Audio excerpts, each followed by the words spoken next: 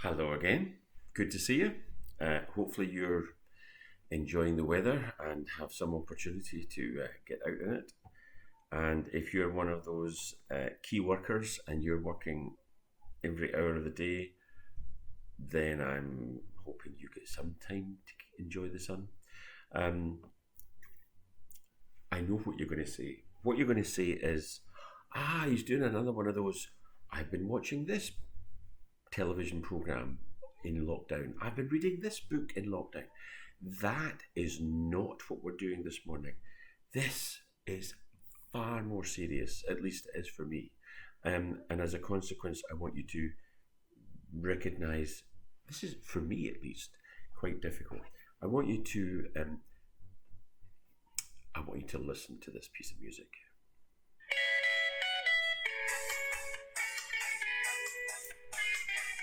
I can see you moving to it already.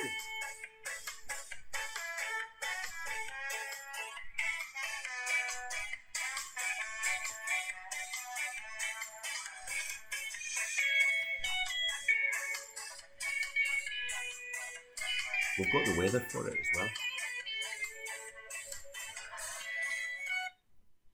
Oh, it cut it short. However, in my opinion, just not short enough. That's about 30 seconds too long as far as I'm concerned. Oh, no, thank you. No, thank you. It was too long the first time.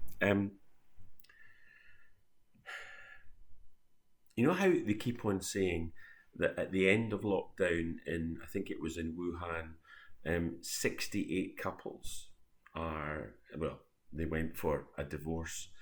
And really, really serious stuff, as in you would normally have in Britain two murders a week of one spouse killing another spouse because domestic abuse is a very, very real reality.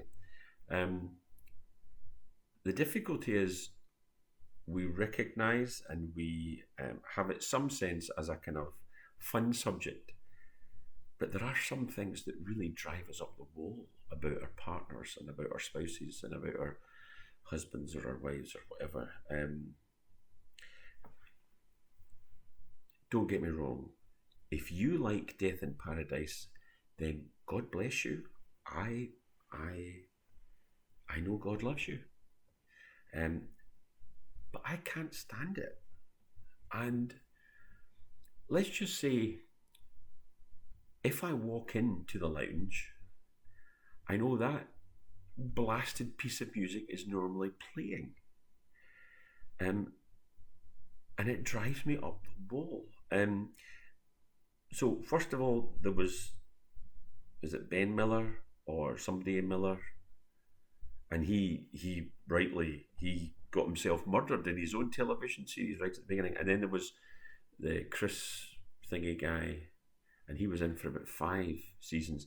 And then they got that other guy out of Father Ted. And now it's reached season 9. I don't know how it got to the end of season 1, to be honest.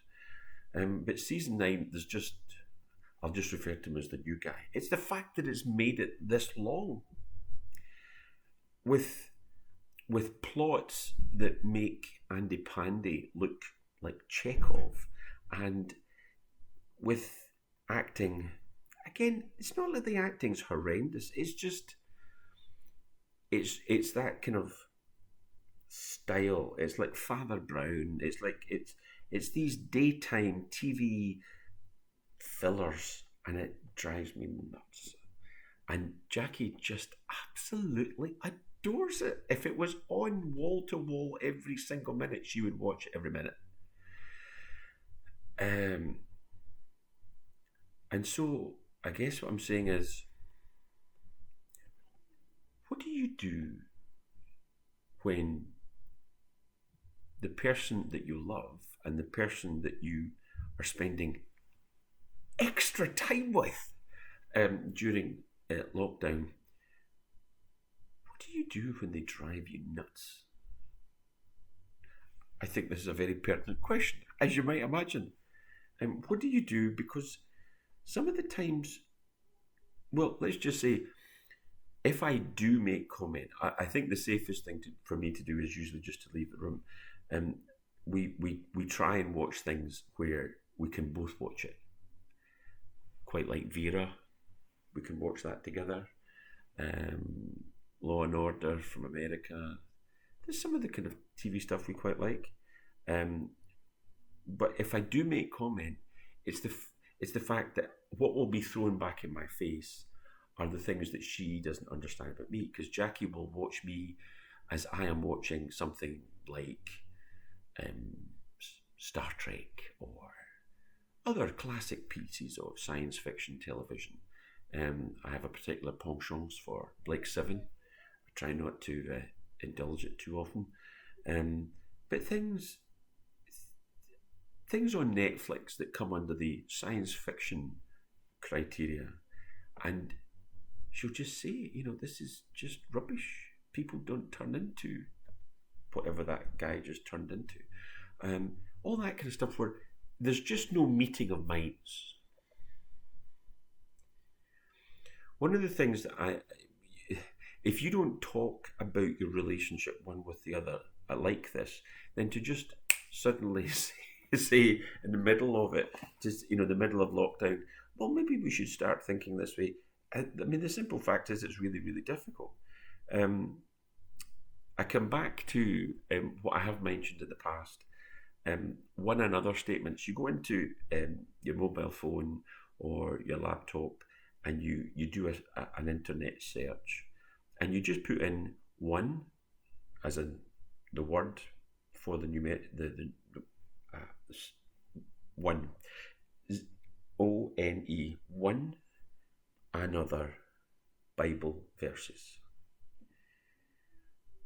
So that's, first of all, that's their homework for today. These are, there's about 30 of them, kind of really positive ones, bear with one another, teach one another, encourage one another, speak to one another, be kind to one another. Today, I'm just, what you need to do is to start the day together and to pray. And what I find specifically is that there are things very much in the minority in the one another verses. They say what you should not do. The vast majority, over 30, are here's what you should do for one another. This is what you should not do for one another. Do not lie to one another, Colossians 3. Stop passing judgment on one another, Romans 14. If you keep on biting and devouring each other, you'll be destroying each other. It's Galatians chapter 5. Let us not be conceited, provoking and envying each other. Galatians, again, chapter 5. That's a good chapter. Do not slander one another, James chapter 4. And this is probably one of the least of the ones, but if you keep on doing this during the lockdown, then the cumulative effect of this one can be quite difficult as well. James chapter 5, do not grumble against each other.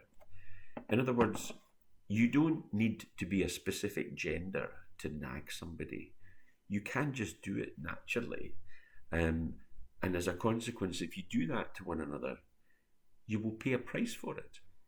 In other words, I have come to a point now where I recognise that as much as I dislike it, the thing I like about Death in Paradise is my wife likes it. If it gives her joy, then I'm up for that. I like that. As long as I don't have to sit through it, as long as I don't have to watch it, then it won't be Death in Paradise. Then it might be Death in the Manse, probably mine. But the point I'm making is there comes a point where the grumbling and the nagging, it genuinely serves no purpose. So what I'm saying is, what is the thing, for the sake of your marriage, for the sake of those people around you that you love, for those people you may actually work with, you because you're a key worker and you're still working in this team, but they drive you up the wall and drive you nuts with these particular issues. What is the thing that you need to address, that you need to, in some fashion, accept this is the way it is, and if it makes them happy, then that is what should make you happy. So what I'm saying is, what is it you need to embrace and accept about the other person? Because that's your prayer point. As well as your homework, going through the one another verses, your prayer focus has to be, what is it you need to recognize? It's always going to annoy you. But today, right now, you're going to commit yourself to embracing the fact that this is who the person is and this is what they like. And if they like it, then you like the fact that they like something. What do you have to embrace?